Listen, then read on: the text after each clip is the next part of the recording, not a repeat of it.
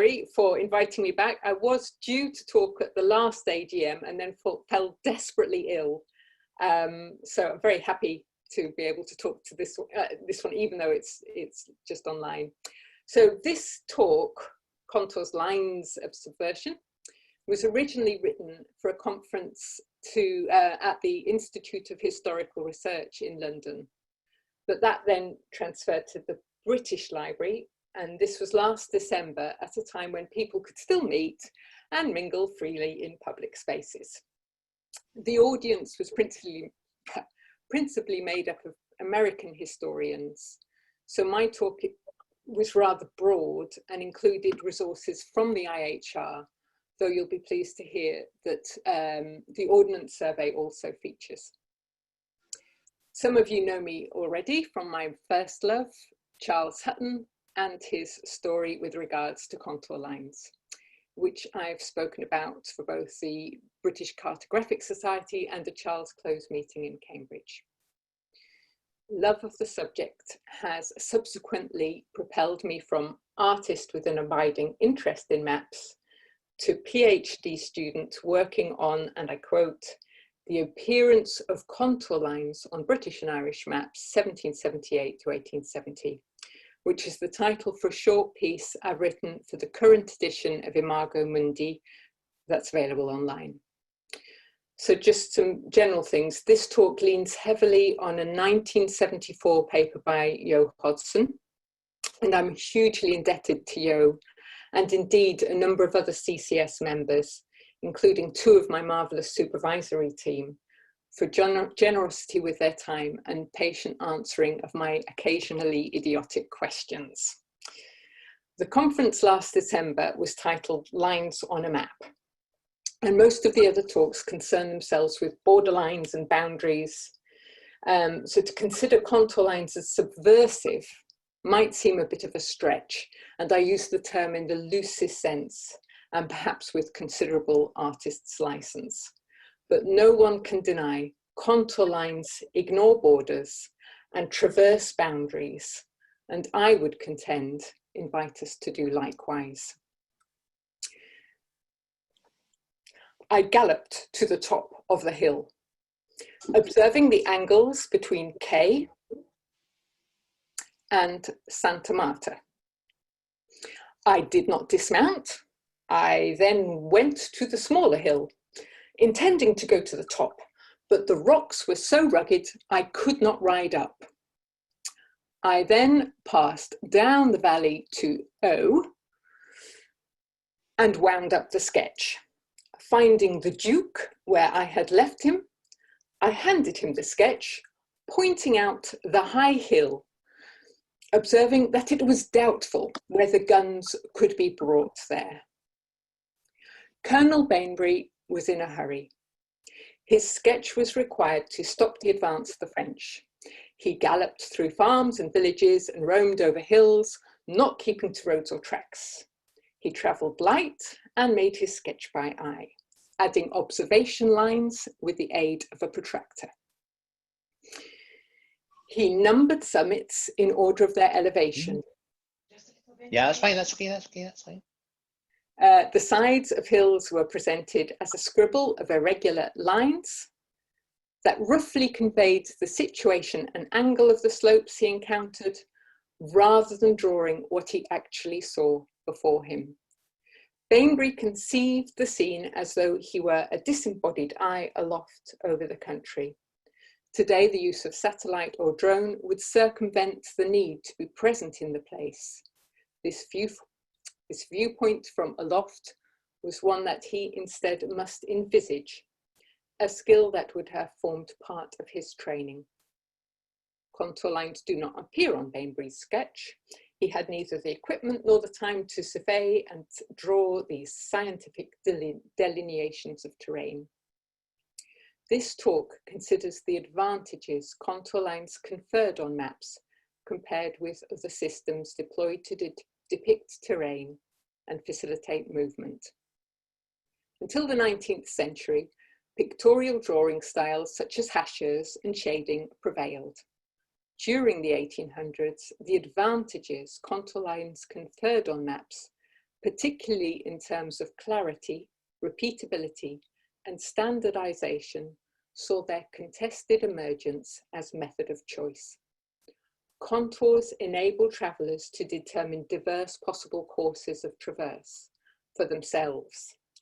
Yet the methods used to survey for contours often impose directionality of movement through landscape for the surveyor. The body in landscape is further explored through its use as a survey instrument. Contour lines transect boundaries and respect no borders. In fact, they facilitate movement of people through landscape and across borders, and as such could be read as transgressive or even subversive. Their presence on a map could have been a great advantage to Colonel Bainbridge when reporting back to the Duke. Bainbridge's map was created in the field, in the heat of the moment. With leisure, hindsight, and the comfort of a desk to sit at, drawing a map of an historical battle could be more considered. The plan of the Fortress of Gibraltar has neatly drawn slopes, with varying angles of incline represented by short horizontal hashes. Lost my mouse, there it is, yes. Like contours, these appear closer together on steeper slopes. Light cavalry might attempt, but giving the reader a clear indication which slopes light cavalry might attempt, but without the standardization and brevity afforded by contour lines. This map in the IHR collection was chosen so as to compare the symbolic nature of the hasher lines with the thick black lines that apportion land. The darkest denote English lines, others Spanish lines. These lines on a map divide land, denote occupancy or ownership, and to cross these lines would be deadly dangerous. As well as boundaries, lines on maps traditionally denote route and conduit in the form of roads and rivers.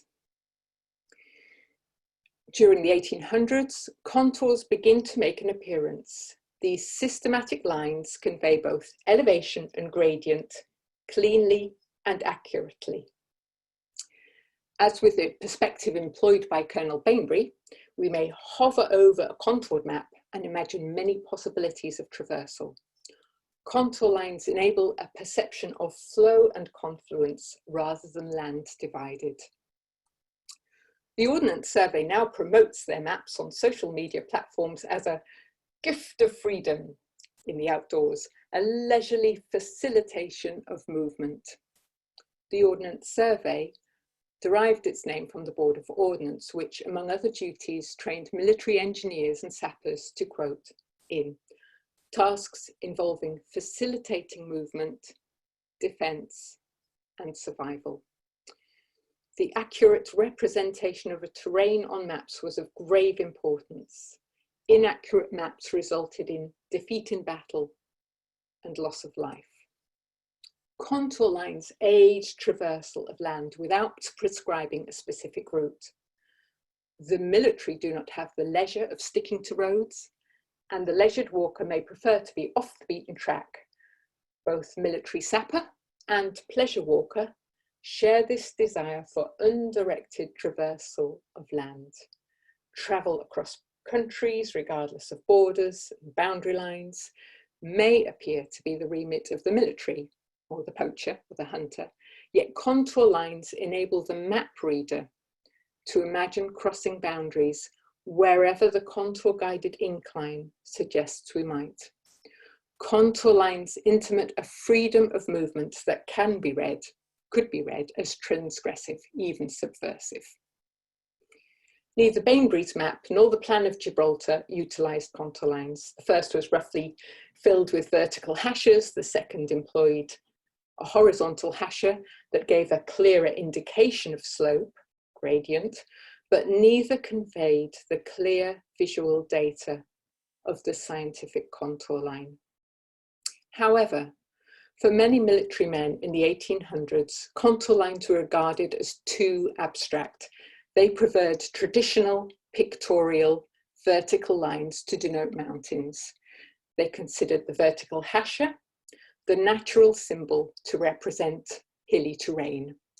If contour lines were seen as too abstract, other more descriptive systems conveyed an artistic vision of the landscape without defining it well enough to accurately plan a campaign. And to quote, terrestrial maps show us the site of the mountains, their sinuosities, without saying anything of their height. They give us only a mutilated image of the land. Of particular importance with regard to the facilitation of movement was an accurate notion of the gradient of slopes. Prior to contours, a number of imperfect systems were expounded, explored, and trialled. Each used hashes, with or without shading, which were often composed using an armature of contour lines that was subsequently removed. A uniform system was desired that would depict gradient clearly at a glance and show what, for example, admits of manoeuvres, can be ascended obliquely by light cavalry. Riflemen are most suitable to be employed. A translation into modern peacetime parlance might read, possible to traverse with my uncle, best attempted zigzag. A mountain bike, yes. A tractor, no. These do not portray prescribed routes for ascent of a hill. Rather, they describe gradient in order to aid traversal of terrain. Oops. Prior to contours, levelling offered an accurate cross-section of terrain for gauging the route, say, of a proposed railway. As such, they were very accurate, but linear, suggesting only one possible route. Systems akin to levelling were trialled by the Ordnance Survey and the military, and the normal system, shown here, offered a precise summation of gradient in straight lines for one or two ascents of a hill. These suggested main routes to a summit. The system received much critical attention as an improvement on hashes, yet however accurate the system was, like contour lines, normals were difficult to read visually and resulted in, to quote, the untidy appearance of lines scattered over a map. And the underlying basis for the normals and hashes was contour lines, drawn in to support the other systems and then erased. A typical treatise of the time contained the following instructions. By degrees, you may lessen the number of horizontal lines and at last work altogether without them, drawing the strokes by eye perpendicularly to imaginary horizontal lines. The role of contours on maps was contested throughout the 1800s, and their adoption was piecemeal. Whilst it was evident pictorial methods were deemed easier to read, at issue was the artistic abilities of the draftsman with regard to repeatability and uniformity of results. The problem was not limited to cadets with little aptitude in drawing. I quote, "It is utterly impossible that any ordinary draftsman can produce reliable work. It seems the more accurate these methods were, the harder it was to actually apply them correctly." To quote, "These methods are very ingenious in theory, but failed most signally when applied in practice, especially in the field." Whereas contour lines could be drawn the same way, regardless of artistic talent. Another plus point that arose as military became more powerful was the cutting edge accuracy of contour lines for estimating ranges.